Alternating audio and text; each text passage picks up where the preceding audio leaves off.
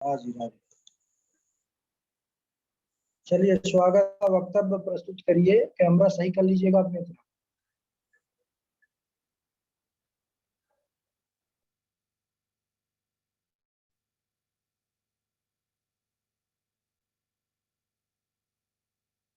सबको प्यार भरा राधे राधे, जय जय श्री राधे श्याम। अस्मद् गुरुभ्यो नमः, अस्मद् परम गुरुभ्यो नमः, अस्मत् सर्व गुरुभ्यो नमः। श्री राधा कृष्णाभ्यां नमः, श्रीमते रामानुजाय नमः। लंबोदरं परं सुंदर एकदंतं पीताम्बरं त्रिनयनं परं पवित्रम् उद्धदिवाकर निभोज्वल कांति कांत विघ्नेश्वरं सकल विघ्नेहरं नमामि। शरीरं स्वरूपं ततो वा कलत्रं यच्चु चारुचित्रं धनं मेरुतुल्यं मनसा लग्नं श्रीगुरं हृदपद्ये तत किं ततः किं ततः किं ततः किं ततः किं नारायणं नमस्कृत्य नरं चैव नरोत्तमं देवी सरस्वती ततो जयमुदीरते। जयतु जयतु देवो देवकी नन्दनोऽयं, जयतु जयतु कृष्णो वृषणवंशप्रदीपैः, जयतु जयतु मेघश्यामल कोमलांगं, जयतु जयतु पृथ्वीभारु नासो मुकुन्दः।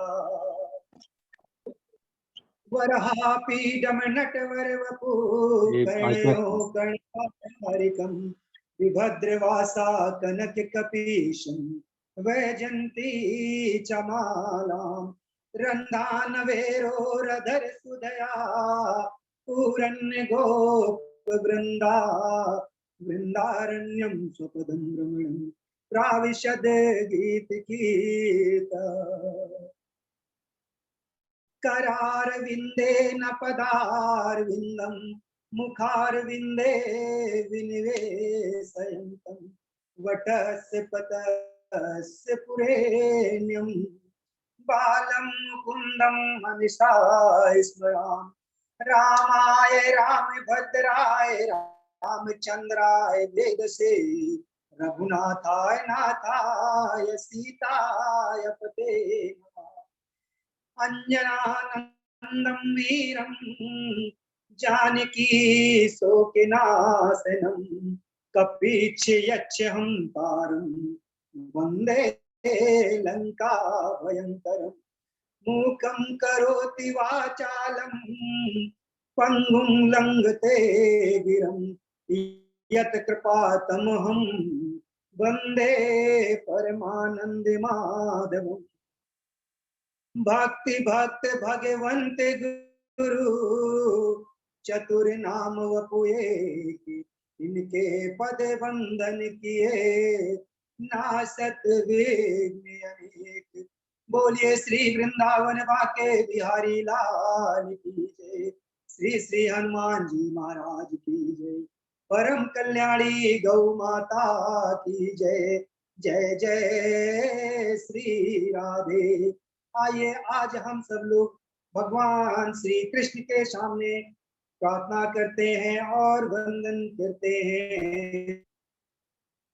सुखी बसे संसार सब दुखिया रहे न कोई, यह अभिलाषा हम सबकी भगवन पूरी हो।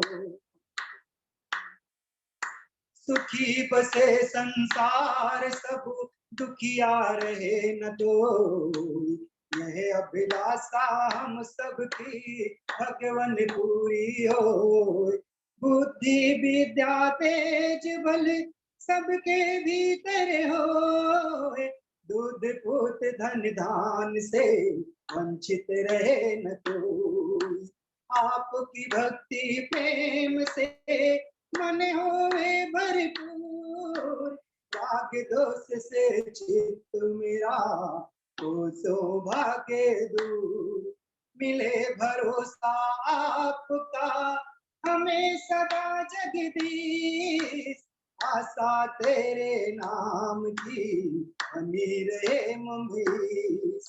पाप से हमें बचाए करके दया दयाल। अपना भक्त बनाए के हम सबको करो निहाल। दिल में दया उदारता मन में प्रेम अपार। दिल में दया उदारता मन में प्रेम अपार। इतनी कृपा कीजिए प्रभु हम पर बारंबार। हम पर बारंबार। बोलिए श्री वृंदावन बाके बिहारी लाल की जय। आप सभी भक्तों को आज हम एक ऐसी कथा श्रवण कराने जा रहे हैं जिससे सुन के सभी के दुख भाग जाएंगे। और भगवान की कथा को सुनने से लोग अपने कष्टों से, लोग अपने दुखों से, और जिनको कुछ नहीं चाहिए वो भी अपने मोक्ष को प्राप्त होते हैं। भगवान की अनंत अनंत कथाएं हैं जिनका गुणगान कोई भी नहीं कर सकता। आज मैं अपने मुखार बिंद से जो कुछ कहना चाहता हूँ उसको ध्यान पूर्वक सभी अध्ययन करके और मन से अपनी मन वचन और वाणी को पवित्र करते हुए आप सब लोगों को कथा सुना रहा हूँ। यूट्यूब के माध्यम से हमारी मात्र शक्ति और बहने, भाव बंधु और सज्जन जो लोग यहाँ उपस्थित हैं, बड़े भाव से आज कथा का श्रवण करना। परम मंगलमय परात्पर अखिलेश्वर अखिल ब्रह्मांड नायक परात्पर पर ब्रह्म भगवान श्री कृष्ण के वामंगमय प्रतिमूर्ति श्रीमद् भागवत महापुराण दूर दूर से आता है। आए हमारी माताएं बहनें भक्तगण यूट्यूब के माध्यम से कथा का रसपान कर रहे भक्त जनों को जय जय श्री राधे, जय जय श्री राधे श्याम। ऐसी अमृतमयी कथा में आज आप सभी को बहुत बहुत स्वागत, वंदन और अभिनंदन है। सभी भक्तों को जय श्री कृष्णा, जय जय श्री राधे श्याम। आज मैं एक ऐसी कथा का श्रवण कराने जा रहा हूं जिससे जो लोग पैसे वाले होते हैं उनका अभिमान टूट जाता है। एक बार बलराम ने कौरवों पर प्रकोप दिखाया। आज बलराम जो है कौरवों पर प्रकोप दिखा के उनको कुछ बुद्धि देना चाहते हैं। और एक प्रसंग और है जो जब भगवान ने 16,108 रानियों से विवाह किया तो नारद ऋषि को संशय हो गया कि भगवान 16,108 रानियों के साथ कैसे रहते होंगे। और इसी के साथ में थोड़ा सा समय कम होते हुए भी फिर भी मेरे मन में इच्छा है, आप लोग सुनना चाहो तो ठीक है, नहीं सुनना चाहोगे तो भी हम आपको सुनाएंगे सुदामा चरित्र। आइए बलराम और कौरवों का प्रसंग सुनाते हैं। साथ में सांब का विवाह दुर्योधन की पुत्री लक्ष्मण से भगवान ने कराया। हे अखिल जगत के आधार, आपके प्रभाव को हम समझ नहीं सके। दुर्योधन कहता है, हे अखिल के आधार, हम आपके प्रभाव को समझ नहीं सके। आप इस प्रभाव को, आप इस अपराध को क्षमा कीजिए और जो भी गलती हो हमें माफ कीजिए। राम रमाखिलाधारा प्रभावं न विद्यते, मूढ़ानां बुद्धीनां क्षन्तुं महर्षितमम्।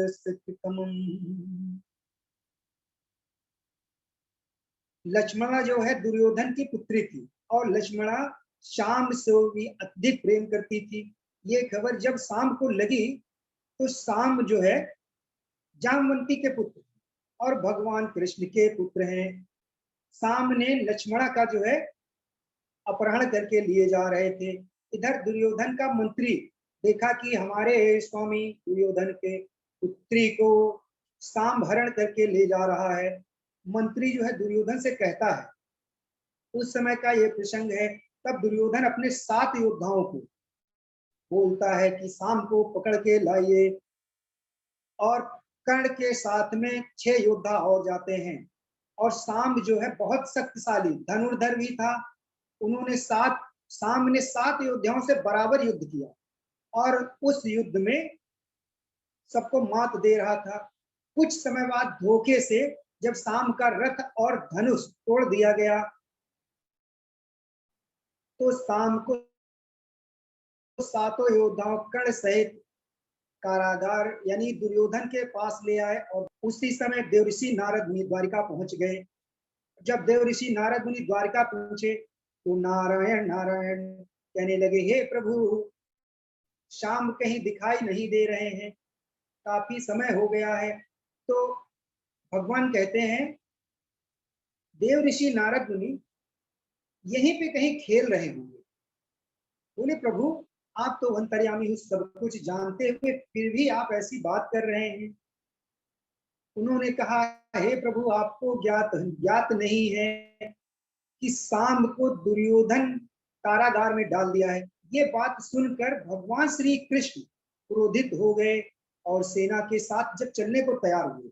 इधर बलराम दुर्योधन को समझा रहा है, दुष्टता मत करो, अगर दुष्टता करोगे तो तुम्हारा सर्वनाश हो जाए।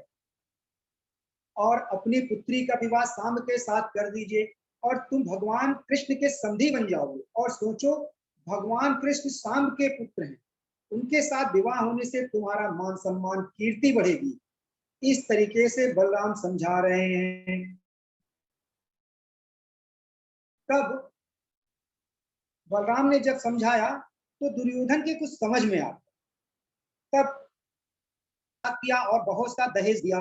दहेज के साथ में शाम जो है द्वारिकापुरी को चले गए। इस तरीके से शाम और लक्ष्मणा का विवाह हुआ।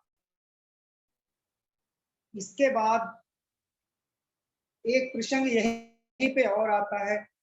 दुविध नाम का एक वानर थे सुखदेव भगवान से कि हे प्रभु, ये बताइए दुविध कौन था। तब राजा परीक्षित कहते हैं, हे परीक्षित, आपने बहुत ही सुंदर प्रश्न किया है। दुविध नाम का एक बहुत बड़ा वानर था जो विशाल पर्वत के आकार का था और वो द्वारिका में नगर वासियों को परेशान करता था। जो दुविध था वो भौमासुर का सखा था। भौमासुर का भगवान श्री कृष्ण ने वध कर दिया था। और वही दुविध सुग्रीव का मंत्री भी था। और दुविध जो है मैंद का भाई था। ये शायद आपने सुना होगा संतों के मुंह से, फिर भी मैं आपको बताना चाहता हूं। जब इस तरीके से वो परेशान करने लगा तो बलराम ने अपने मूसल से उस दुबंध बानर का वध कर दिया। गोविंदाय नमो नमः हो गया। अब एक प्रसंग और आता है। देव ऋषि नारद मुनि को संशय हुआ कि भगवान 16,108 रानियों के साथ द्वारिका में कैसे रहते हैं। तो राजा परीक्षित, सुखदेव भगवान जो है राजा परीक्षित को ये प्रसंग सुनाते हैं। हे राजन, ये आपने बहुत ही सुंदर प्रश्न किया है। एक बार देवऋषि नारद मुनि को संशय हो गया, यूं कह लीजिए कि अभिमान हो गया, और जाकर द्वारिका पहुंच जाते हैं और सबसे पहले माता रुक्मणी के महल में जाते हैं। और वो देखते हैं कि माता रुक्मणी भगवान श्री कृष्ण को पंखा हिला रही हैं। और माता रुक्मणी ने देवऋषि नारद मुनि को जब देखा तो देवऋषि नारद मुनि का सत्कार किया, स्वागत किया, फूलों से वंदन किया और भोजन कराया। इस तरीके से देवऋषि नारद मुनि वहां से चले जाते हैं। और जाने के बाद में कहा जाते सत्यभामा की, बोलते हैं कि चलो सत्यभामा के यहाँ देखते हैं सत्यभामा कैसे रहती। तो सत्यभामा के जब महल में जाते हैं तो देखते हैं कि भगवान श्री कृष्ण, उद्धव और सत्यभामा के साथ में चौरस खेल रहे होते हैं। तो देव ऋषि नारद मुनि सोचते हैं भगवान जो है माता रुक्मिणी के साथ वहां थे और यहाँ पे सत्यभामा के साथ हैं। तब भी देव ऋषि नारद मुनि का संशय दूर नहीं हुआ। इसके बाद में देव ऋषि नारद मुनि जामवंती के पास आते हैं, देखते हैं कि जामवंती जो है अपने बालकों के साथ में उनका लालन पालन और भोजन करा रही थी। इस तरीके से जहां जहां भी देव ऋषि नारद मुनि जाते हैं, कालिंदी माता के पास गए तो भगवान वहां पे संध्या वंदन कर रहे थे, सत्या के पास गए तो भगवान वहां ब्राह्मणों का पूजन कर रहे थे, ब्राह्मणों को दान कर रहे थे। तब परीक्षित ने पूछा कि ये बताइए प्रभु, जहां जहां देव ऋषि नारद मुनि गए तो वहां पे देखा कि भगवान सब जगह। इस तरीके से देव ऋषि नारद मुनि का भ्रम टूटा और बोले, हे प्रभु आपकी लीला आपकी माया आप ही जाने, जहां जहां मैंने सोचा नहीं वहां वहां आप मुझे प्राप्त मिल गए। इस तरीके से कई प्रसंग आते हैं और इसी प्रसंग को आगे बढ़ाते हुए जब देव ऋषि नारद मुनि ने देखा, इधर परीक्षित पूछते हैं, हे गुरुदेव ये बताइए कि भगवान जब सुबह जगते हैं तो क्या करते हैं, वो कैसे यश पाते हैं? तो भगवान जब सुबह जगते हैं तो प्रातः काल निर्मल शीतल जल से स्नान करते हैं, वंदना करते हैं और गायत्री माता का जप करते हैं। इस तरीके से और बड़े बुजुर्गों का, ब्राह्मणों का और